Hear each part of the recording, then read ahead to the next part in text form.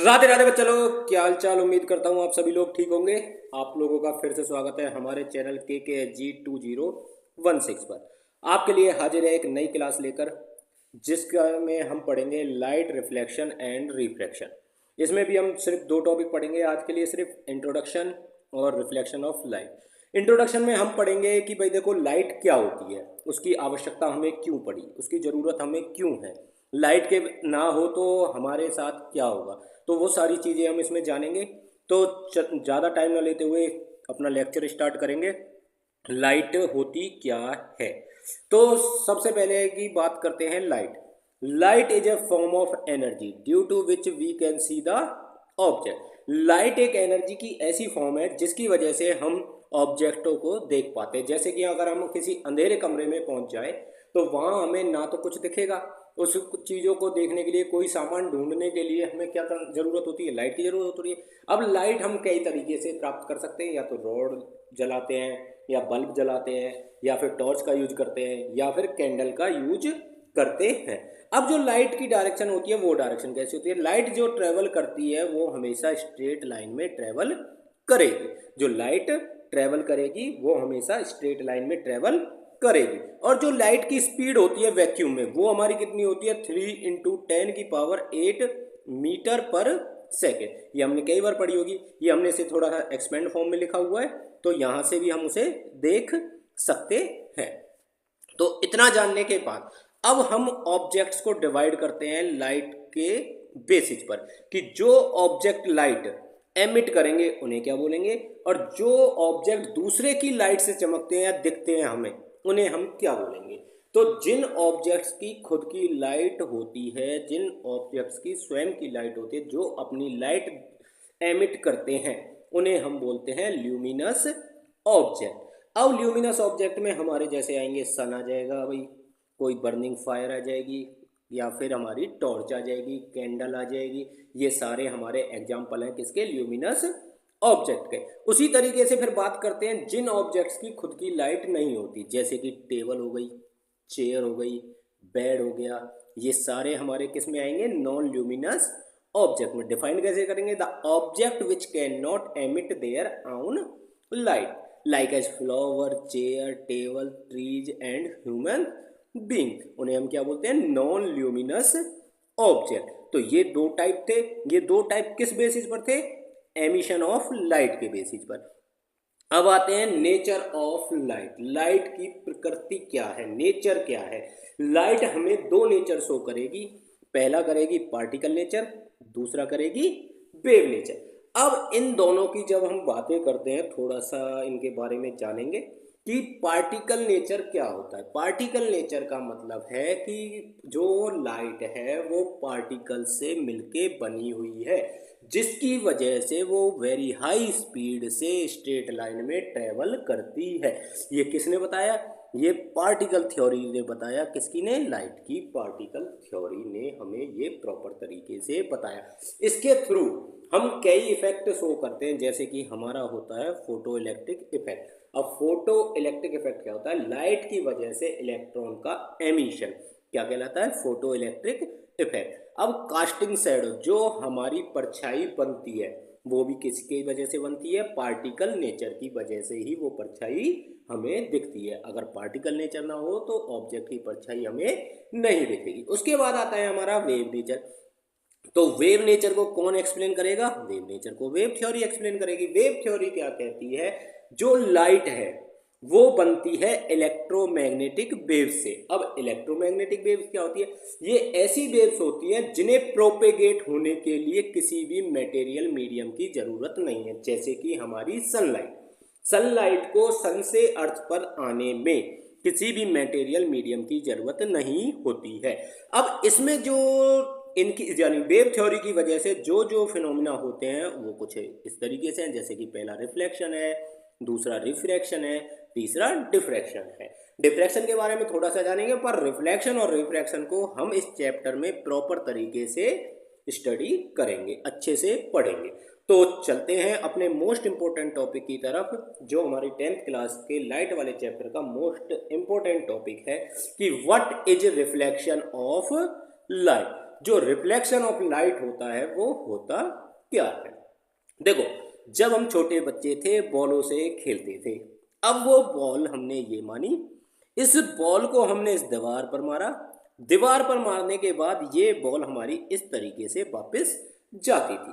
तो सेम उसी तरीके से जैसे कि ये लाइट का सोर्स था, यहाँ से लाइट गई, लाइट जाने के बाद इस सब्जेक्ट से जाके टकराई। अब ये सब्जेक्ट क्या हो सकता है, कोई भी चेयर हो सकती है, टेबल हो सकती है, इंसान हो सकता है, कोई भी हो सकता है। अब उससे टकराने के बाद ये लाइट इस तरीके से वापस जाती है और यहाँ जो ये कैमरा रखा हुआ है इस कैमरे पर के लेंस पर जाकर पड़े, वहाँ ये इस लेंस पर जाने के बाद उसकी एक अच्छी सी इमेज हमें बनाकर दे देगी। ये जो पूरी प्रोसेस है यही क्या कहलाती है, रिफ्लेक्शन ऑफ लाइट कहलाती है।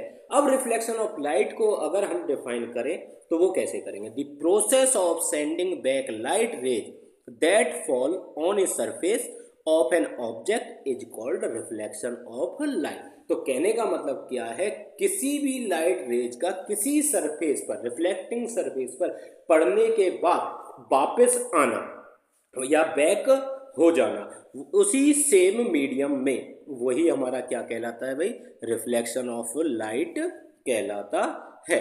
अब रिफ्लेक्शन ऑफ लाइट से ही रिलेटेड हमारे पास कुछ टर्म्स हैं, उन्हें समझना अनिवार्य है जिससे आगे जाके हमें रिफ्लेक्शन में कोई भी दिक्कत ना आए। सबसे पहले आती है हमारी इंसिडेंट रे। सबसे पहले क्या आएगी भाई, इंसिडेंट रे।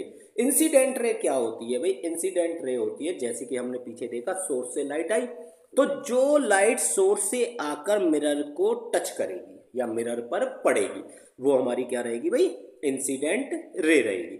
उसके बाद जब रे मिरर पर पड़ी, मिरर पर पड़ने के बाद भाई वो वापस भी जाएगी सेम मीडियम में, तो वो हमारा क्या कहलाएगा, रिफ्लेक्शन रिफ्लेक्टेड रे। वो क्या होगी भाई हमारी, रिफ्लेक्टेड रे। अब जो रिफ्लेक्टेड रे आई हमारे पास, अब उसी के साथ एक आता है भाई हमारा नॉर्मल। अब ये नॉर्मल क्या होगा भाई, ये जो जिस पॉइंट पर ये मीट करे थे, जिस पॉइंट पर कौन कौन, इंसिडेंट रे और रिफ्लेक्टेड रे मीट हुई थी, उसी पॉइंट ऑफ इंसिडेंस पर अगर हम एक परपेंडिकुलर ड्रॉ कर दे, वही परपेंडिकुलर हमारा क्या कहलाएगा भाई, नॉर्मल। अब देखो भाई नेक्स्ट आता है angle of incidence. Angle of incidence क्या होगा, देखो दो रे थी, नॉर्मल थी और इंसिडेंट रे थी, इन दोनों के बीच में जो एंगल बनेगा वो हमारा रहेगा एंगल ऑफ इंसिडेंट। उसी तरीके से एक नॉर्मल और रिफ्लेक्टेड रे के बीच में जो एंगल होता है वही एंगल हमारा क्या कहलाएगा, एंगल ऑफ रिफ्लेक्शन। तो उम्मीद करता हूं ये सारी टर्म क्लियर होंगी। एक बार दोबारा से रिपीट करते हैं, जो लाइट सोर्स से आई उसे इंसिडेंट रे बोलेंगे और जो लाइट एक मिनट, हाँ भाई दोबारा से करते हैं, जो लाइट सोर्स से आई उसे इंसिडेंट रे बोलेंगे। अब जब टकराने के बाद वो लाइट जब वापस जाएगी उसे रिफ्लेक्टेड रे बोलेंगे। उस पॉइंट ऑफ मीटिंग या बोले पॉइंट ऑफ इंसिडेंस को पर जब हम एक परपेंडिकुलर ड्रा करते हैं वो हमारा नॉर्मल रहेगा। नॉर्मल और इंसिडेंट रे के बीच की जो एंगल रहेगा वो हमारा एंगल ऑफ इंसिडेंस रहेगा और जो रिफ्लेक्टेड रे और नॉर्मल के बीच का जो एंगल रहेगा वो एंगल ऑफ रिफ्लेक्शन कहलाएगा। उम्मीद करता हूँ आप सभी लोगों को ये क्लियर होगा। अगर क्लियर हो तो अच्छी बात है, अगर ना हो तो आप हमें नीचे कमेंट बॉक्स में कमेंट कर कर बता सकते हैं, इसे दोबारा से एक्सप्लेन आपके लिए कर दिया जाएगा। अब देखो भाई आगे चलते हैं, इसी में laws of reflection of light. भाई देखो ये मोस्ट इंपोर्टेंट है। इसमें क्या होता है, इसमें हमारे पास कुल मिला के दो लॉ हैं। इन दो लॉज में क्या बताया गया है भाई, कि जो सबसे पहले बताया गया है, जो इंसिडेंट रे होगी, नॉर्मल होगी और रिफ्लेक्टेड रे होगी, ये तीनों चीजें एक ही प्लेन में लाई करेंगी, यानी कि सेम प्लेन में रहेंगी। प्लेन क्या होता है, देखो हमारे पास तीन एक्सिस होते हैं, एक्स वाई और जेड। इन दोनों तीनों में से किन्हीं भी दो को अगर हम साथ में कंबाइन कर दें, या तो एक्स वाई को कर दें या वाई जेड को कर दें या एक्स जेड को कर दें, यानी कि टू कोऑर्डिनेट सिस्टम होता है हमारा एक प्लेन। ठीक है, तो उसमें क्या इनका कहना है फर्स्ट लॉ में कि जो हमारा इंसिडेंट रे होती है, रिफ्लेक्टेड रे होती है, नॉर्मल होते हैं। ये तीनों एक ही प्लेन में लाई करेंगे। उसी तरीके से सेकंड लॉ पे चलते हैं। सेकंड लॉ बहुत आसान है कि हमने पढ़े थे एंगल ऑफ इंसिडेंस और एंगल ऑफ रिफ्लेक्शन, वो हमेशा इक्वल होते हैं। Angle I is equal to angle R, ये दोनों हमेशा रिफ्लेक्शन में हमेशा इक्वल रहेंगे। अब देखो ये लॉज एप्लीकेबल किन मिरर्स के लिए हैं? जो हमारे लॉज ऑफ रिफ्लेक्शन है वो ऑल टाइप्स ऑफ मिरर, चाहे वो स्पेरिकल मिरर हो चाहे वो प्लेन मिरर हो, उन सभी के लिए क्या रहेंगे भाई? ये एप्लीकेबल रहेंगे। ऐसा नहीं है कि भाई मिरर चेंज हुआ तो लॉज ऑफ रिफ्लेक्शन भी चेंज हो जाएंगे। लॉज ऑफ रिफ्लेक्शन फिक्स है हमारे पास दो। अब उसके बाद आते हैं भाई टाइप ऑफ रिफ्लेक्शन पर। रिफ्लेक्शन के टाइप कितने होते हैं? रिफ्लेक्शन के टाइप होते हैं हमारे पास दो, एक रेगुलर रिफ्लेक्शन और दूसरा डिफ्यूज रिफ्लेक्शन। अब देखो रेगुलर और डिफ्यूज को इरेगुलर भी बोल देते हैं। इनमें फर्क कितना है? इसमें जो सरफेस रहेगा वो हमारा बिल्कुल प्लेन सरफेस रहेगा, रेगुलर रहेगा, और इसमें जो सरफेस रहेगा वो प्लेन नहीं रहेगा। ठीक है, इरेगुलर रहेगा, उसकी कोई भी अलग अलग शेप हो सकती है। इसमें देखो एग्जांपल हम ले सकते हैं। हम एक उबड़ खाबड़ दीवार हो जिस पर पलस्तर अच्छे से ना हुआ हो, उस पर बॉल को मारे, और एक हमारी जो नॉर्मल प्लेन अच्छे से प्रॉपर तैयार की गई हो और पलस्तर अच्छे से किया गया हो, उस पर बॉल मारे। देखो जिस पर दोनों पर बॉल तो लगेगी। बॉल लगने के बाद क्या होगा? दोनों में क्या होगा कि जो बॉल दीवार पर लगी उसके बाद बॉल की डायरेक्शन चेंज होगी ही होगी। तो वही काम हम सेम यहाँ करते हैं। यहाँ देखेंगे हम, यहाँ हमने एक parallel beam of light incident करी किसी भी प्लेन सरफेस पर। तो हमने क्या देखा? वो लाइट जैसे ही इस सरफेस पर पड़ी, सरफेस पर पड़ने के बाद सेम पैरेलल होते हुए ही जो रिफ्लेक्टेड रे थी वो भी उसी सेम डिस्टेंस पर सेम पैटर्न में वापस हमारी चली जाएंगी। अब जो एक प्लेन मिरर होता है, जो हमारे घरों में मिरर होता है, उसकी वजह से जो रिफ्लेक्शन होगा वो हमारा क्या होगा? रेगुलर रिफ्लेक्शन होगा। यानी कि कहने का मतलब क्या है कि जब हम पैरेलल बीम ऑफ लाइट किसी प्लेन मिरर पर भेजेंगे तो parallel beam of light he reflected raise की फॉर्म में हमें मिलेगी। ये हमारा कहने का मतलब था। अब आगे चलते हैं भाई डिफ्यूज रिफ्लेक्शन। डिफ्यूज रिफ्लेक्शन क्या होता है भाई? देखो डिफ्यूज रिफ्लेक्शन सेम उसी तरीके से चलेगा भाई। भेजेंगे तो हम पैरेलल बीम, पर पैरेलल बीम डिफ्लेक्ट होने के बाद हमें पैरेलल ना होके कैसी मिलेंगी? डिफ्यूज मिलेंगी, एक दूसरे को काटती हुई मिलेंगी, इधर उधर डायरेक्शन में जाती हुई मिलेंगी। पर हाँ इतना कन्फर्म है, सेम मीडियम में ही वो जाएंगी। अब देखो तुम्हारे मन में एक क्वेश्चन जग रहा होगा, सर यहाँ तो ठीक है लॉज ऑफ रिफ्लेक्शन फॉलो हो रहे हैं, पर यहाँ इस कंडीशन में तो लॉज ऑफ रिफ्लेक्शन फॉलो नहीं हो रहे, क्योंकि यहाँ एंगल ऑफ इंसिडेंस फॉलो नहीं हो, एंगल ऑफ इंसिडेंस इक्वल नहीं है एंगल ऑफ रिफ्लेक्शन के। बेटा ऐसा नहीं है। देखो यहाँ इस सरफेस की वजह से, एक मिनट, यहाँ इस सरफेस की वजह से दिक्कत आ रही है, दिक्कत लाइट रेज की वजह से नहीं है। अब वो तो सेम, देखो जो ये पहला वाला है, देखो ये वाला, इस वाले की बात करते हैं। यहाँ देखो ये सरफेस के ऊपर पड़ा तो ये सेम एंगल ऑफ रिफ्लेक्शन बनाएंगे, पर यहाँ जैसे ही पड़ा तो वो उसकी शेप की वजह से बदलाव आया है, पर लॉज ऑफ रिफ्लेक्शन यहाँ भी फॉलो होगा प्रॉपर तरीके से। ठीक है। अब उसके बाद भाई देखो, अब हम जब से बात कर रहे हैं भाई ऑब्जेक्ट ऑब्जेक्ट ऑब्जेक्ट होता क्या है? ऑब्जेक्ट, तो ऑब्जेक्ट की डेफिनेशन होगी anything which gives out light rays is called an object. देखो जैसे हमने वहां बात की थी ल्यूमिनस और नॉन ल्यूमिनस की, अब उस पर डिपेंड नहीं करेगा ऑब्जेक्ट, तो ऑब्जेक्ट रहेगा। जहां से भी लाइट आ रही है वो हमारे लिए क्या रहेगा? ऑब्जेक्ट। अब इमेज, इमेज क्या होती है भाई? an image in an optical appearance produced when light rays coming from an object are reflected from a mirror। किसी मिरर से रिफ्लेक्ट होने के बाद जो लाइट ऑप्टिकल एपिरेंस बनाएंगी वही ऑप्टिकल एपिरेंस हमारी क्या रहेगी? इमेज। अब एक अंकल खड़े कर रहे हैं हमने, देखो अच्छे से वो अपनी शक्ल देख रहे हैं इस मिरर में। अब जो ये वाले अंकल हमारे सामने खड़े हैं, ये अंकल हैं हमारे लिए ऑब्जेक्ट, और इन अंकल की जो इमेज बन रही है वो इस मिरर में हमें साफ दिख रही है। ये उनका ऑप्टिकल अपीयरेंस है। ठीक है। अब जो इमेज होती है वो कितने प्रकार की होती है? अब इमेज हमारे पास होती है दो टाइप की। पहली हमारी रहेगी रियल इमेज, दूसरी रहेगी वर्चुअल इमेज। अब रियल इमेज और वर्चुअल इमेज को हम पहचानेंगे कैसे?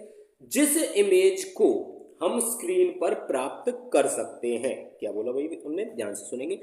जिस इमेज को हम स्क्रीन पर प्राप्त कर सकते हैं वो इमेज हमारी कौन सी इमेज कहलाएगी भाई? वो रहेगी हमारी रियल इमेज। जैसे कि हम फिल्म देखने गए हॉल में, कौन सी चलाएं? पुष्पा 2। अपन झुकेगा नहीं साला, ऐसे ही बोलता है ना वो।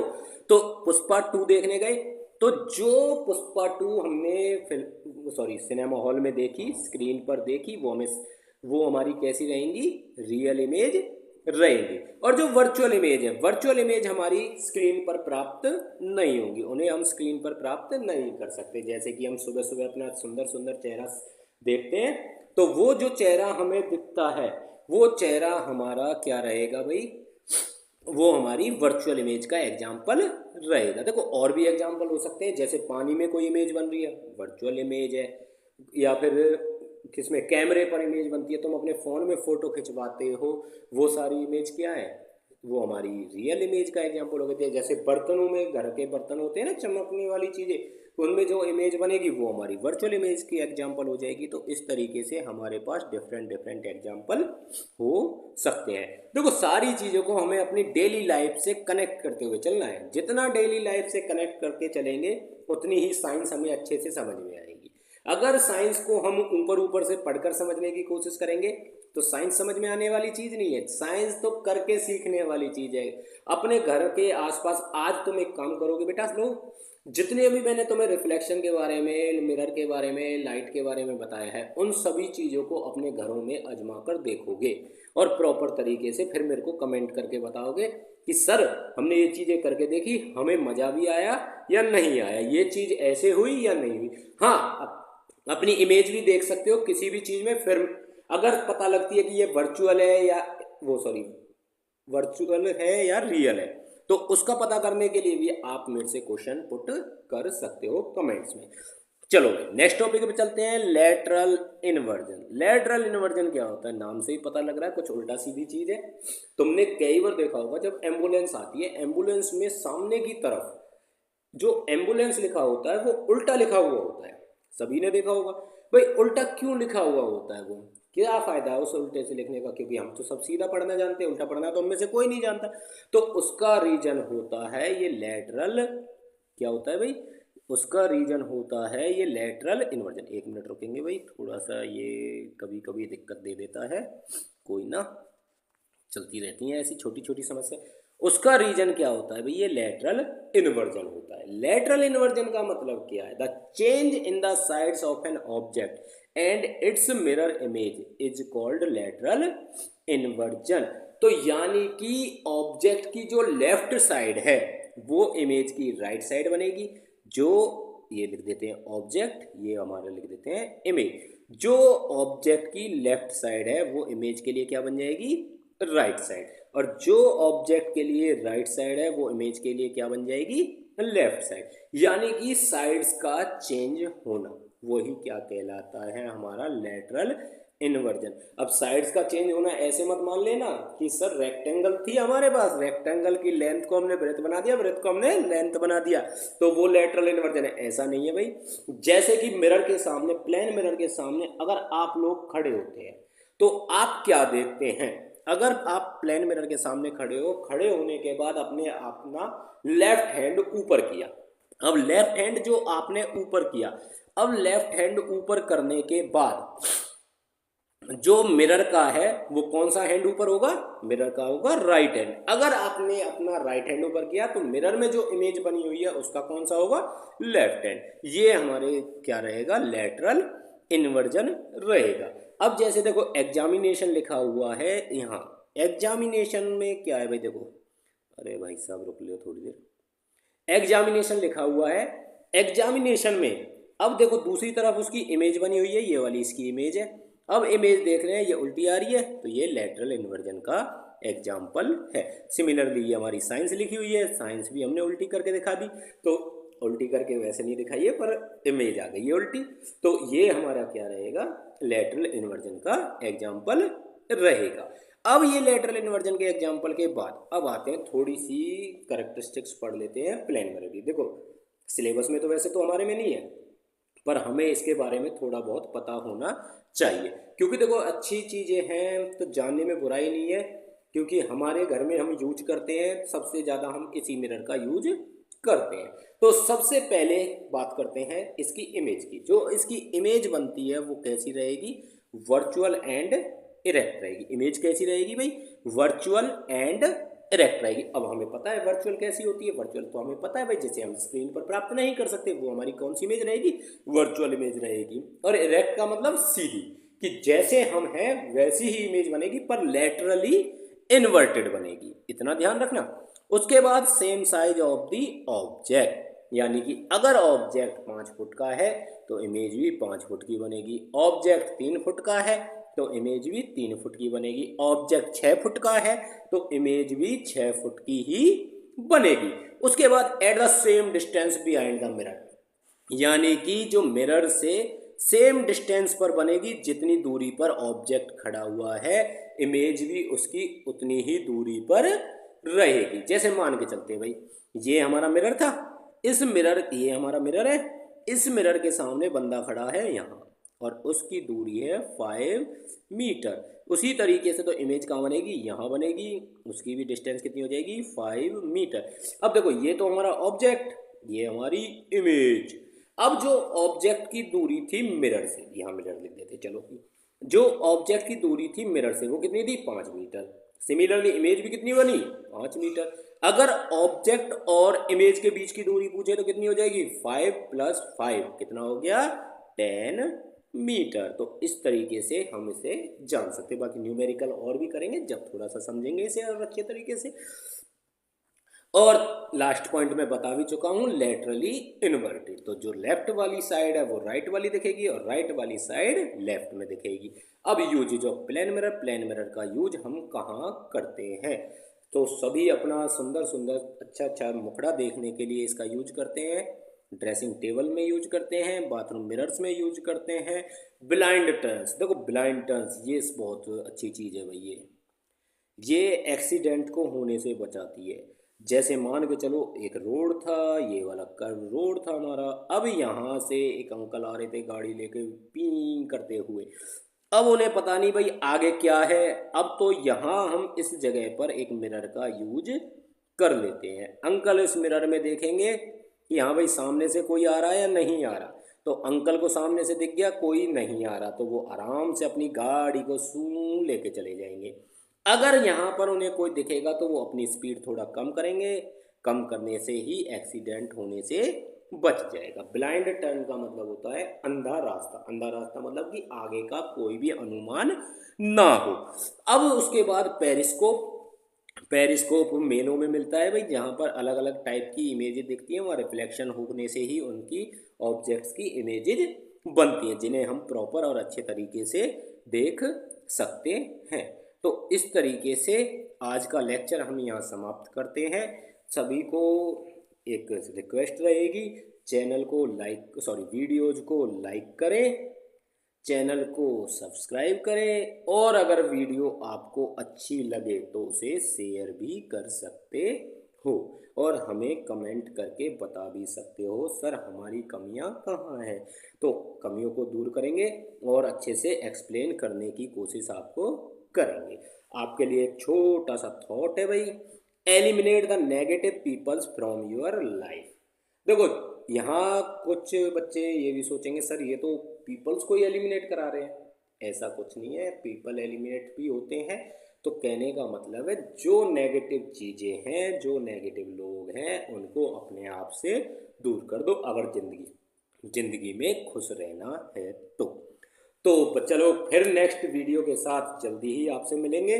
तो नेक्स्ट वीडियो लगभग 3 से 4 दिन में आपके पास पहुंच जाएगी। तो आज के लिए इतना ही, तो बने रहिए हमारे साथ, हमारे चैनल KKSG 20 16 पर। धन्यवाद।